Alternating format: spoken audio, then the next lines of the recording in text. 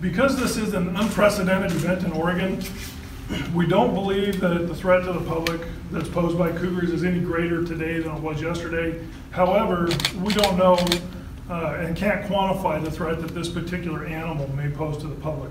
And so we're making every effort, along with our partner agencies, to locate this animal so that we can ensure the safety of the public. For that reason, we are asking that the public avoid the area of the Hunchback Trail in the zigzag area and give our personnel and personnel of our cooperating agencies the ability to do their jobs.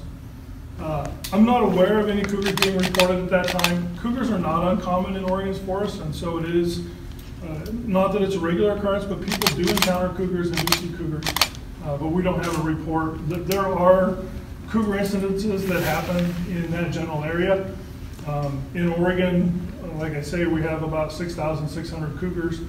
We receive, for the last number of years, 400 or more complaints of cougars either causing damage to livestock or causing threats to safety in pets. And so it's not uncommon that cougars exist in our forest. There's a slim possibility that something else is responsible, but at this point, every indication is that a cougar is responsible. And again, we're seeking confirmation of that from the U.S. Fish and Wildlife Service lab when they analyze the samples we've sent them. And yes, cougars are territorial. That being said, territories can be fairly large.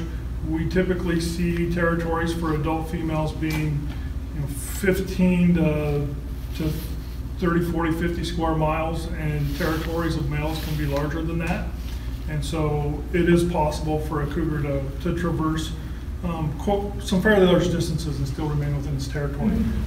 This is a very tragic event. It's an unprecedented event. We don't have indication that things have changed and there's an increased public threat from the average cougar.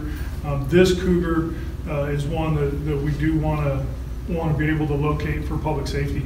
The thing that people should do if they hear of a cougar sighting in their neighborhood or their area or the place they recreate is be aware that it's out there. Educate yourself on the things you can do to reduce the risk to yourself.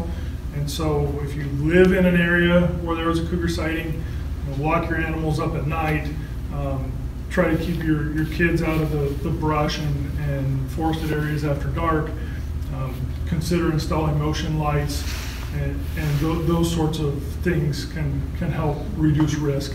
If it's an area you recreate in,